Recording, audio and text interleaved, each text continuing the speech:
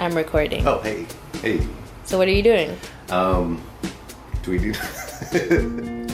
Okay, what are you supposed to be doing? I'm supposed to be doing edits. I'm in that taxi tango. There was a couple last minute things that they emailed me, like inconsistencies. Like, in one chapter I said, it's such a warm night. And in another chapter I said, it's a cold ass night. And it turned out to be the same night. I mean... That's why copy editors are amazing. I just want to shout out copy editors. I wouldn't catch that shit. I mean, sometimes it starts out cold and then it gets warm, or the other way. Is it the same character? I don't know. I gotta look at it. That's what I'm supposed to be doing, actually. But I'm not. And as you can see, my desk area is a mess.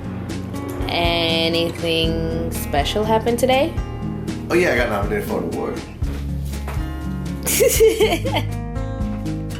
I got nominated for the Kirkus Award, which is really exciting. That's a new award. It's a brand new award. It's the second year. And it's a lot of money. And honestly, it's really nice to be nominated. Tell us about the Kirkus Award. I just did. Okay.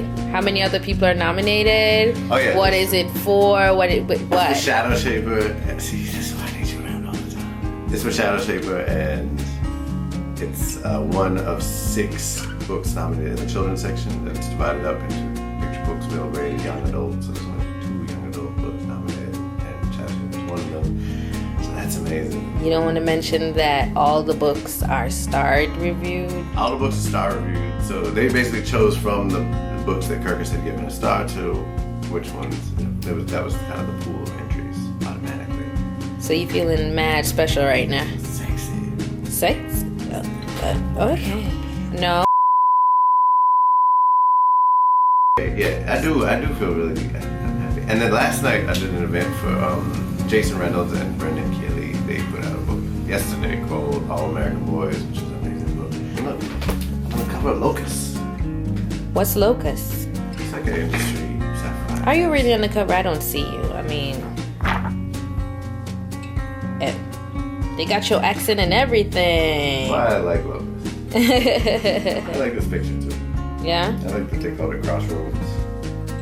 Did they interview you? There's an interview with me, and it's like they cut out the questions, so it's just like my life story. Am I in it? But it's small. You're in everything that I ever do. Oh, because it can't be a life story without me. Exactly. Oh yeah, that's what I'm doing. You are avoiding editing. Correct. So I'm going to send this to everybody. Yeah. What exactly can you say about your process that you're supposed to be doing?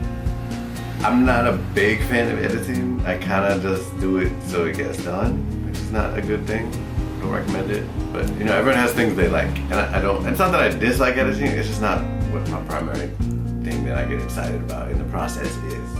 It's one of those things that I should just do so I'm not thinking about it and having it to do, if you know what I mean. Mm-hmm. But it is exciting in the sense of things become concrete, right? So if you're writing a book, you're always like, some of this might show up, some might not make it through edits. You never really know.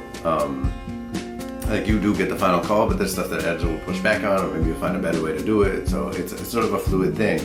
And in the process of editing, it becomes less fluid. And that's exciting because you're like, okay, these were the action gonna be there. And right now, it's the very, very, very, very end of the process, like last minute touches, because this is what comes out in January, on January 5th. So, it's a book, it's a finished book. It's just like getting these little things. And these little things matter, and I'm glad that someone caught them, to be honest, because these are the kind of things, like I said, I don't catch. So, are you just gonna copy and paste what they gave you, or? No, they just have questions, so I actually have to solve the questions. I have to answer the questions. I have to figure out in the text how to, sort out whatever inconsistency there is. It's not hard. It's just. And you said this is the last stage. So how many times has it gone back and forth? Oh, I don't even know. Not that many. I think I sent it in, and then you get initial global notes like, oh, maybe you should change this. Oh, they weren't massive for this book. There was a couple. What are global notes? Oh, global notes are like about the whole story and the construction of the story, and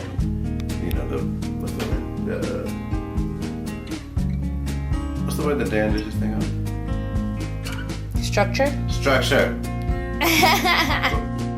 global notes are structural notes, right? So the biggest stuff. And the reason you do those first is because you don't want to like do a bunch of little line notes on a section and then delete that section, right? So you do the big stuff first, and then you get smaller and smaller and smaller as you go.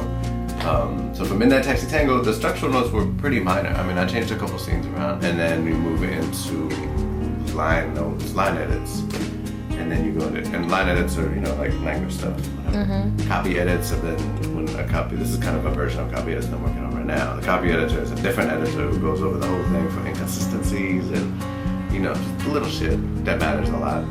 Not little in a small, insignificant way, but, you know, they catch those things that we don't catch. That's pretty much the process. And then I think this is the proofreader, which is a form of checking everything. Anything else you want to tell the people? No, that's it.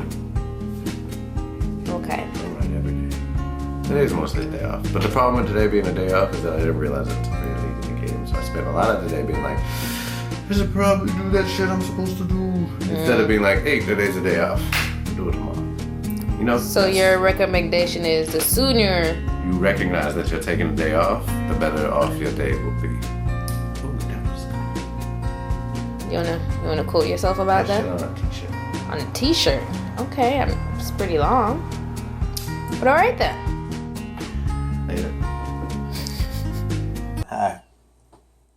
So I'm done with those edits that I had to do.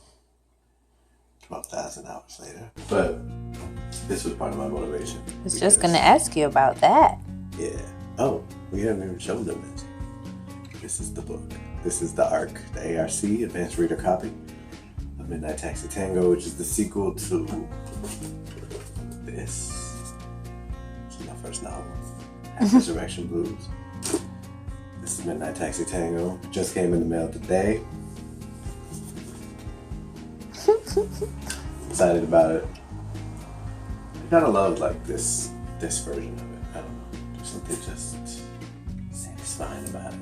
Just the book. No fancy bells and whistles. Just a bunch of words in here.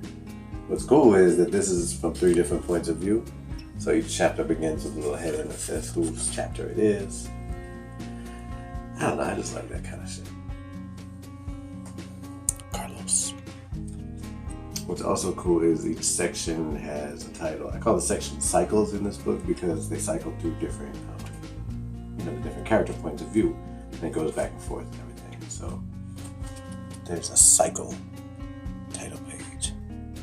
This is not a magazine. Came out today. You cared to get this issue. Why? I was about to tell you that. I'm telling you. Because in this issue, the legendary Amanda Stenberg shouts out Shadow Shape, which is really fucking cool.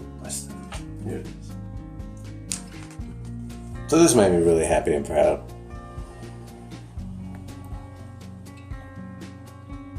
Focus, camera. There we go. Bloop. Bloop. So you feel fancy. I feel fancy as fuck. And also, Nina, not what for do you nothing. think? Or you could just interview Exactly. me. Wow, she legit closed her eyes as I asked her. She was like, get that camera. Anyway, it's cool because here's an artist that I admire. And someone with a big platform. And it's nice to be recognized by people you admire. So that was a good thing. Yeah, it's 1 o'clock in the morning. Yeah, we're tired. But it's not the all-nighter I thought it might be. And the good thing is that shit is off my plate. And I was tired of having it on my plate. So now I can do this shit. Like, go to bed. Okay. Alright, good night. Or morning. You never know when they'll be watching this. Bye, Nina.